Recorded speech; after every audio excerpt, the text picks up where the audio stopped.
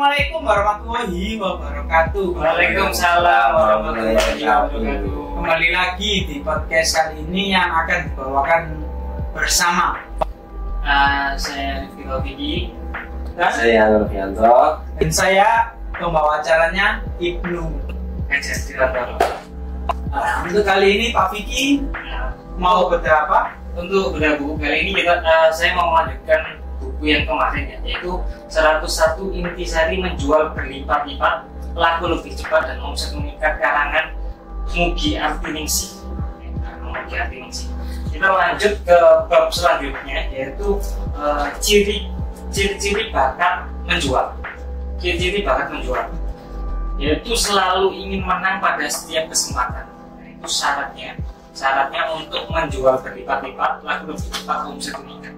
Itu seorang sales itu harus punya sifat ya, selalu ingin menang pada setiap kesempatan apapun itu. Karena di buku ini dijelaskan bahwa seorang sales itu bukan orang yang sembarangan, dia memang orang terpilih. Makanya pekerjaan yang paling berat dan yang paling menjamin kesuksesan seseorang itu adalah seorang sales. Karena memang orang-orang yang cerdas, orang-orang yang terpilih, orang-orang yang kuat yang bisa menjadi sales yang baik. Makanya di sini di bab 4 ini menjelaskan bahwa seorang sales itu harus memiliki sifat-sifat atau sifat atau pemikiran seorang pemenang. Di sini saya jelaskan beberapa contoh ya, bahwa contoh yang ditulis di sini sikap-sikap pemenang itu seperti apa sih?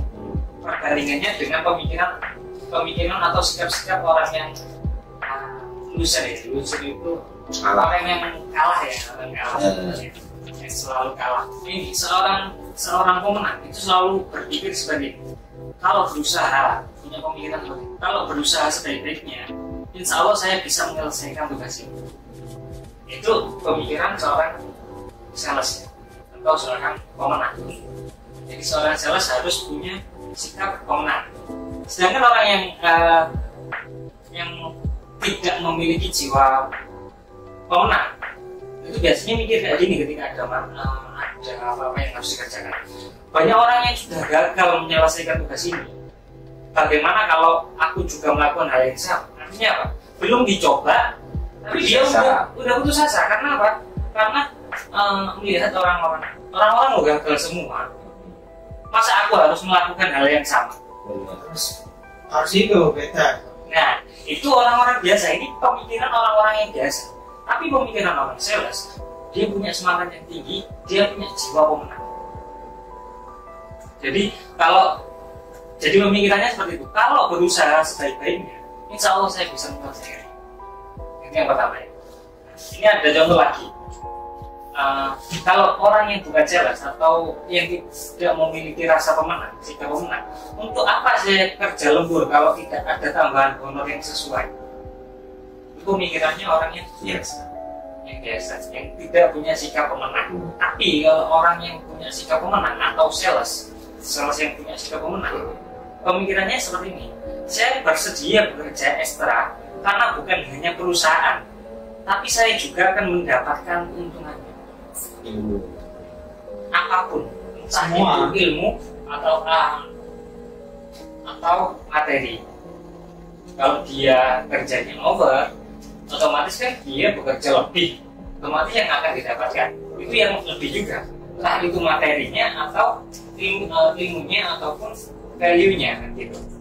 Nah, ini banyak sekali di buku ini dijelaskan bahwa sikap-sikap pemenang, bahwa seorang sales itu harus punya sikap pemenang. Nah gitu. Jadi optimis, sikap pemenang itu selalu optimis. Artinya selalu optimis. Jadi kalau kita mau menjual berlipat-lipat, laku lebih cepat, omset meningkat, kita harus optimis dulu. Harus optimis. Harus optimis laku. Mentalnya harus kuat. Ya. Soalnya seorang sales itu kalau kita kerjanya di indoor sih nggak masalah. Kalau di luar di outdoor itu loh yang paling kasihan itu sebenarnya. Kalau dia sebagai seorang sales nggak punya mental kuat di lapangan, aduh. Ya. Nah gitu. Jadi memang sales ini bukan orang sembarangan. Sales ini memang bukan pekerjaan orang sembarangan. Memang orang-orang yang terpilih yang bisa menjadi sales yang sukses dari sales. Karena memang dia harus punya mental yang benar bahasa kata mental, harus punya mental yang kuat, sikap kuat dan pemikiran pemenang. Yakin seyakinnya bahwa dia bisa, apapun dia bisa. Itu seorang sales. Jadi kalau kita masih merasa berpikir, aduh, orang dia kayak contoh tadi, orang-orang macet gagal, melakukan itu gagal. Ngapain aku harus ngelakuin itu? Ujung-ujungnya akan gagal juga. Nah kalau kita sudah punya pemikiran kayak gitu, harus kita evaluasi lagi. Apakah kita layak jadi seorang sales? Sedangkan pemikiran kita sudah pemikiran orang yang kalah. Benar. Jadi orang sales itu harus punya pemikiran pemenang. Ini saya kasih contoh satu lagi. Saya akan mencoba melakukannya. Jadi ketika dikasih tugas, orang yang pemikirannya bukan tidak punya pikiran pemenang, dia akan menjawab, saya akan mencoba untuk melakukannya. Contohnya, kamu jual ini ke perusahaan ini. Jawabannya seorang yang tidak punya rasa pemenang, saya akan mencoba melakukannya. Tapi kalau jawaban seorang pemenang, saya akan membuat rencana untuk melakukannya. Bedanya di sini adalah seorang pemenang dan seorang yang tidak punya jiwa pemenang. Seorang yang tidak punya jiwa pemenang ini seakan-akan dia asalkan nyoba aja. Dikasih perintah atasan seperti ini, mas coba aja seadanya. Tapi kalau sikap pemenang, dia sudah melakukan. Ketika ada perintah seperti itu, dia sudah merencanakan. Seperti yang dijelaskan di sini. Saya akan membuat rencana untuk melakukannya. Jadi berarti dia melakukannya itu sudah matang, sudah membuat persiapan. Biar apa? Dengan tujuan biar tidak gagal. Jadi itu kan sudah sikap pemenang. Tapi kalau jawabannya seorang yang tidak memiliki sikap pemenang, saya akan mencoba melakukannya. Urusan sukses kan sukses, urusan gurih. Artinya gitu. Tapi kalau seorang pemenang sudah menyiapkan, biar kemungkinan gagalnya itu semakin sedikit. Tapi dia pikirannya sudah pasti jos.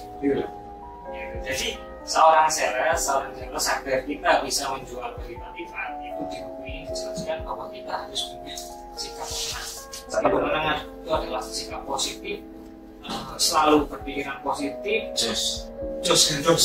Karena terkadang itu kalau saya melihat dari posisi sales gitu, kalau dia punya rasa pemenang sebagai sales, terkadang kan sifat sales kan ada yang lain kayak gini.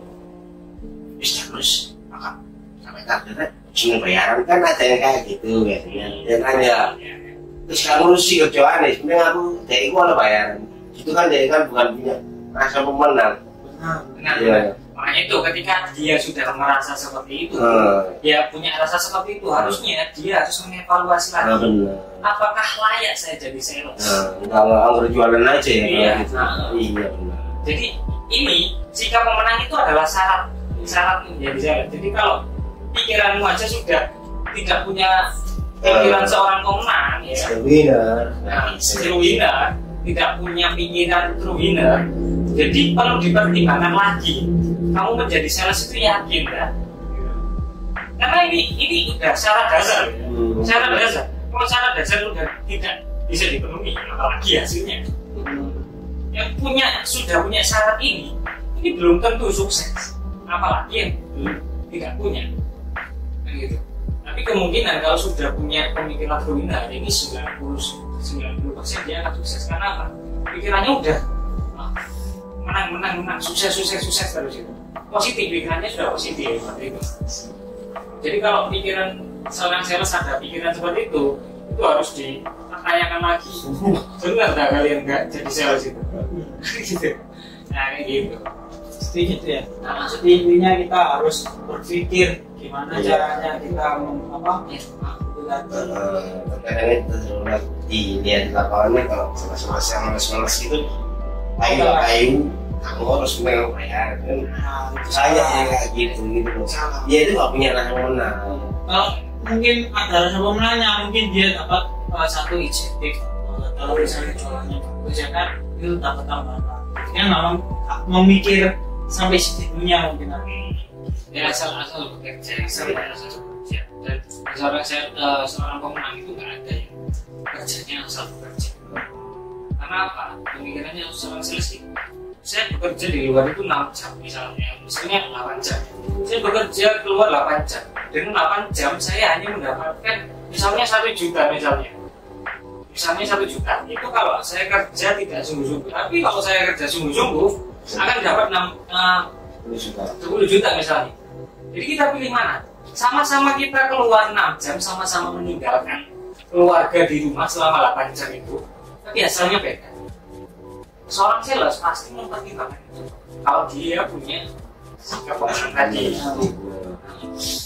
Tapi kalau tidak punya sikap pemenang, ya wis. Kita keluar 8 jam, ya wis 8 jam. Ya wes, bro. Tinggal jangkruk, tinggal kemana wis adanya. Ini ya hasilnya dikit. Padahal dengan sama-sama waktu 8 jam kita bisa menghasilkan yang lebih. Ya, kalau kita punya rasa sikap pemenang seperti itu. Mungkin itu dulu yang bisa disampaikan sama Pak Vicky. Mungkin dengan waktu bisa lebih panjang lagi waktunya. Kita akhiri untuk hari ini. Semangat pagi Semanggi University. Assalamualaikum warahmatullahi wabarakatuh. Waalaikumsalam.